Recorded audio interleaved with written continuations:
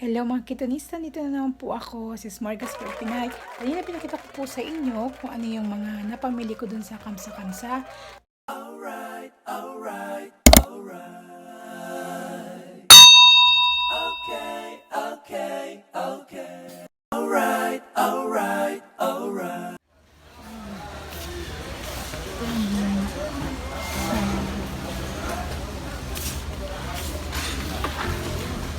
Ayan o. Bawal kasi magpakita ng ng mukha. Yung mga ibang lahi. Kaya nito na. Yan mga lima. Oo, maganda nga giveaway yan.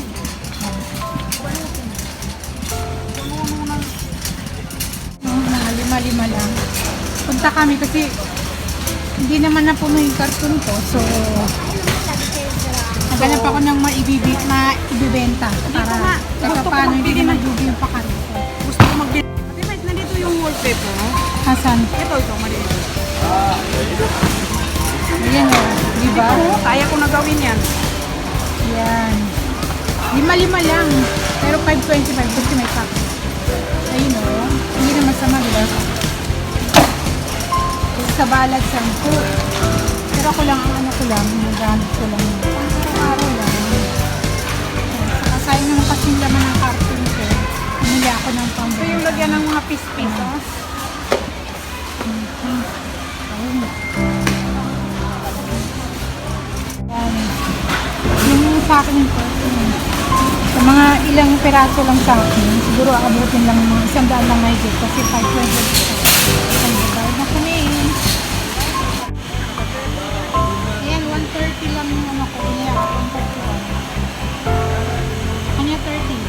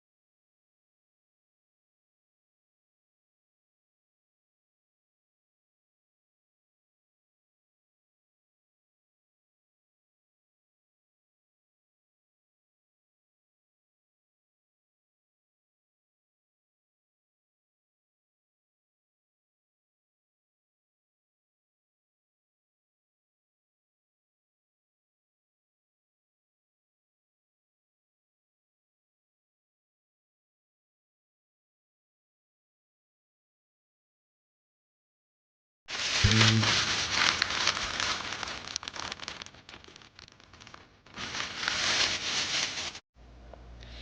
mga kitonista, dito na naman po ako sa Smorgasbord Pinay. Kanina pinakita ko po sa inyo kung ano yung mga napamili ko dun sa Kamsa-Kamsa. Nagpunta kasi kami dahil yung isa kong karton hindi pa pupuno. So, pasensya nyo na yung aking munting kwarto. Munting room pala yan, oh. Ayan, nandiyan ha. Worth 130 real lang yan. Tigpa 5.5. Nakapunta ako doon kasi sayang naman yung space ng aking box. Tapos ako siya isa-isa doon sa Pilipinas. Pinapatinda ko doon sa aking middleman ko. Yung kaibigan ko, kaya yung kapatid. Business minded. Para hindi naman sayang yung pagpapadala natin ng karton natin ng mga gamit. Kasi kulang, di ba? So, yun. Hindi naman nakakahinayang na bumili. Noon, hindi ako nagkikita. Masarap ito kasi dates sa biscuit. Dates biscuit. Dalhin ko rin sa Pilipinas. Yung mga barya-barya ko na 25 cents. Kung meron kayo, pwede. Kung taga Saudi Arabia, kaya meron nila na, meron ganito, 25 cents yan.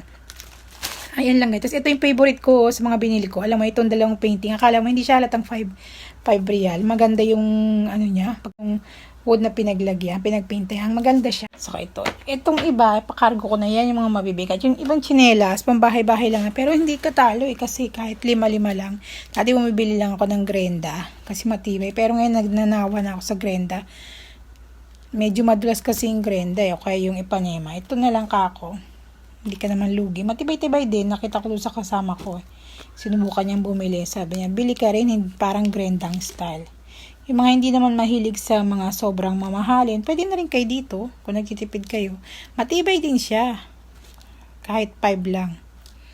Sulit na. Diba? Paminsan-minsan bibili rin kayo dyan. Pang bigay-bigay lang naman. O kaya ang mo na lang, medyo magbibigay ka lang sa mga nagtitinda doon. Nagtitinda nitong Prada ko. Tapos sa akin na yung puhunan, medyo konting tubo. Yun na. Yun lang po. Saka bumili ako ng yung chocolate na tig magkano yun? Tig 1 kilo is 15 real. Bumili ako ng 2 kilo.